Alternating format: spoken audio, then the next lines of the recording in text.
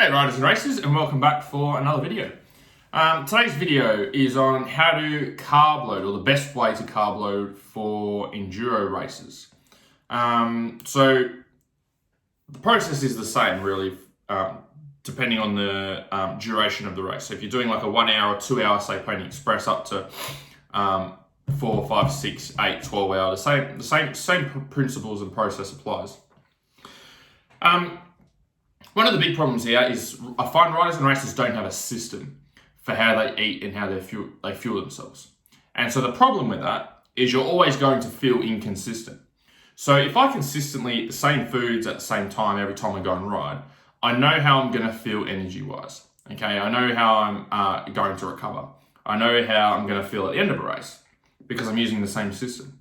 Whereas what I find for a lot of riders is they have no system, and their process of eating is very different every time they go and ride. So sometimes they'll get Maccas on the way to the track. Some days they fast and don't eat anything and then go and ride. Some days they have a piece of fruit. Some days they go riding at a different time and they've had breakfast and lunch beforehand. Sometimes it's a sandwich, sometimes it's a burger from the canteen. For me, I've got a couple of things here I wanted to mention. For me, when I was riding and racing, I tried to eat the things that I thought were going to give me fuel. Okay, so when it came to carb loading, you said, what's carb loading? I'd be like, oh, eat pasta the night before. That's carb loading. Okay, we'll have some pasta in the morning before you go and ride. So I try a whole heap of different things when it came to carb loading. But the main thing was like, sometimes I'd try and be like, okay, I've got to have pasta. Or the other thing that I would call carb loading is like, all right, I've got to eat. I would just view any food as energy. So, or even my dad would as well. He'd be like, all right, you've got to go and eat. Go and get a burger. Go and get yourself a hot dog. Go and get yourself a bucket of chips at lunchtime. And what I found 9 times out of 10 is I'd go and do that and I'd actually feel worse after I'd had the food. It's like, I have the food because I'm like, oh, I've got to eat. I haven't eaten all day. And then I'd eat the food and then I'd just feel, ugh. And then when you've got that shitty feeling, lethargic feeling from eating, when you probably shouldn't have been eating or you've been eating the wrong stuff, and then you're going out on the track, that's the roughest it's been all day, plus carrying the fatigue from the previous motors, it's not the best way to set yourself up for the end of the day. So I'd always find that my end of the day motos would always be my worst, and where I felt like my worst and where I'd feel like shit, and my best motos would be at the start of the day. I really love practice and really love race 1. And then when the track got rough in race 2, race 3, or race 4, depending on how many races we're having, that's where I feel like shit. So that's how I tackled nutrition, and that's how I tackled carb loading. So things that you need to know or get on top of. There's 2 types of carbs. Okay, there's simple carbs and complex carbs. And so the reason carbs are important is carbohydrates are your main fuel source and your best fuel source for riding and racing. So we want to make sure that we've got our body primed to be able to use carbohydrates and has stored carbohydrates so that we've got a good fuel tank to be able to last through riding and racing, and also through race day as well. So what happens is we take in carbs, okay, and what that does is that raises our blood sugar and raises the level of glucose, okay, in our bloodstream, the amount of sugar in our bloodstream. And what happens then, if that glucose is not used, then it goes and is stored as glycogen. So glycogen is like stored carbs in your muscles and in your liver as well. So it's like stored up carbs. And then what happens later on is your body, if your body is doing intense exercise, where it needs that energy again, it can go and pull that glycogen out and convert it back to glucose, and then you can use it as energy. So how do we do that? Complex and simple carbs. So complex carbs are generally high in starch. So it's like sweet potatoes, brown rice, quinoa. These are your complex carbs. High in starch, and they take roughly 3 to 4 hours to break down and use as energy. Okay, so it's not in terms of giving you energy, they give you energy like this, okay, over a steady period of time. Whereas like a simple carb will give you an energy boost like this, okay, so it can go out like a bag of lollies. So the complex carbs we've got to be smart with. So the reason we want to have complex carbs is we want to maximize our stored muscle glycogen, our stored carbs. We want to make sure we do that. And we also want to make sure that we're having them at a time where we're not exercising intensely or going out and riding the bike. Because they do take so long to digest and break down, they're going to sit in your stomach a bit longer. Not as easy for your body to digest and break down. So when do we want to have them?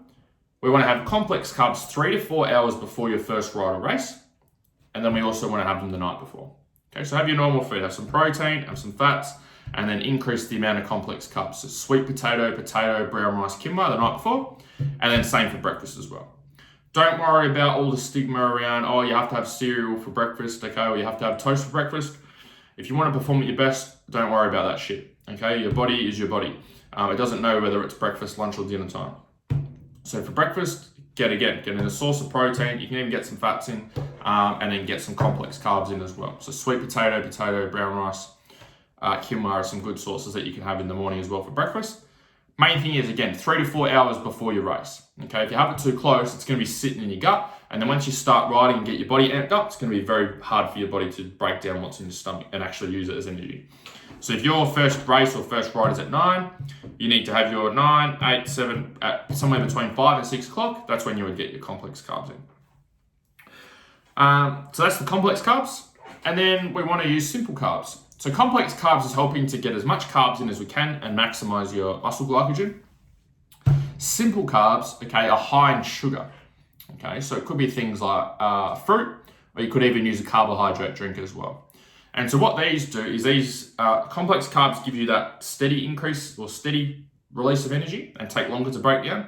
Simple carbs are broken down very, very quickly and give you a rapid increase in energy very quickly. So all carbs at the end of the day are broken down into sugar. The complex carbs just take 3 to 4 hours to break down, okay, and a lot longer to break down into sugar, whereas the ones that are already in sugar, your body doesn't have to break anything down. So that's why it's so rapid and gives you energy very quickly. So the simple carbs, fruit or carb drink, you want to have roughly half hour, 45 minutes before every race. Oh, sorry, we're talking for enduro here. So let's say your race starts at, let's say you've got a 3-hour enduro, and let's say you're stopping every hour. You're having a pit stop or a fuel stop every hour. So let's say it's like, or let's say like a Fink type desert race, okay, where you're having maybe 2 fuel stops over the race. What you want to do is roughly half hour, 45 minutes before, you want to get your carb drink in, or you want to get a serving of fruit in, so a piece of fruit, okay? What that's going to do is give you a little bit of an extra energy boost before you go and race. Then at each of those fuel stops, what we need to work on is we need to work on replacing those carbs that we've just burnt through. So there's a couple of ways that you can do that. You can do that through having another piece of fruit. So if you're doing an enduro where it's like lap based, maybe like a transmoto event where you're coming back to the same spot, it's easy enough for you to keep fruit out of the car and get a serving of fruit in.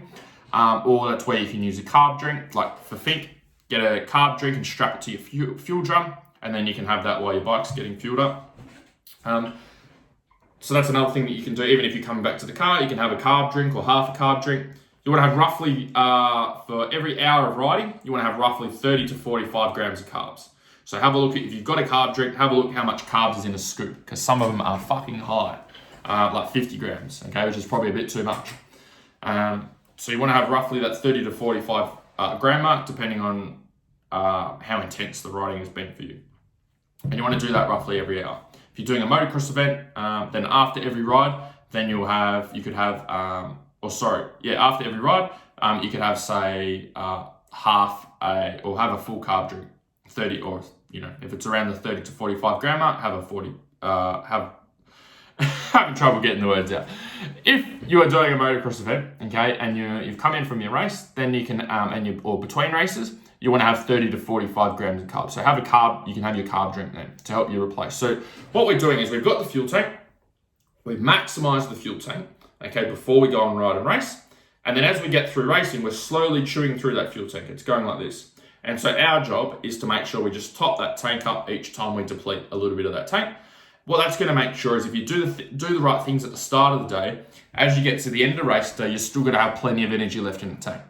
Whereas what happens for most people is they wait till they've got no energy, and then you're scraping the bottom of the barrel trying to get, I'm having a Red Bull, having a Powerade, having Panadols, having Nurophens, having anything you can find to get you through those last races. But the reason you get to that point in the first place is because you're not organized at the start of the day. Okay, so get your nutrition on point at the start of the day, where it probably doesn't feel like it's as important, knowing that getting organized at the start is going to help you to be prepared for the end of the day. Timing, I guess, is the most important thing there. That's one thing I definitely didn't pay any attention to, was timing. Okay, so just try and be structured, or have some level of structure there that you're following for when you need to eat and the times. And the best way to do that, buy yourself a little whiteboard. I've got some notes here just from the videos I've been putting together. Buy a little whiteboard like this, and get yourself a whiteboard marker and stick it up in your trailer or stick it in the back of the ute, okay, or stick it on a table or bench or whatever you've got under your pit shade, and map out the day. Go, okay, first race, roughly 9 o'clock. Second race, roughly 11:30. Third race, probably 2 o'clock. Cool. And then just write it down. Write down the times that you need to get your food in, or put an alarm on your phone for each time, okay? But the first few times you do it, it's going to be hard work, okay? Because you haven't done it before. It's new. And you've got a whole heap of other things going on at the track, and you're adding this on top. Once you've done it a few times, it becomes natural. It becomes second nature. Same with having a protein shake after training. When you first start doing that, you've got to remember it. After you've done it for a little bit, you don't have to remember it. It's just part of the process and part of going training. So that's it. That's complex versus simple carbs. If you'd like some help with this stuff, okay, and dialing in your nutrition out on the bike with your riding and racing, and then dialing it in with your training as well, so you can get more out of yourself, you may or may not want to work with me. If you do, you can apply to work with me on the link either up here or down here. I'm sure you'll find it if you really want it. Otherwise, hopefully enjoy this video, and I will chat to you guys soon. See ya.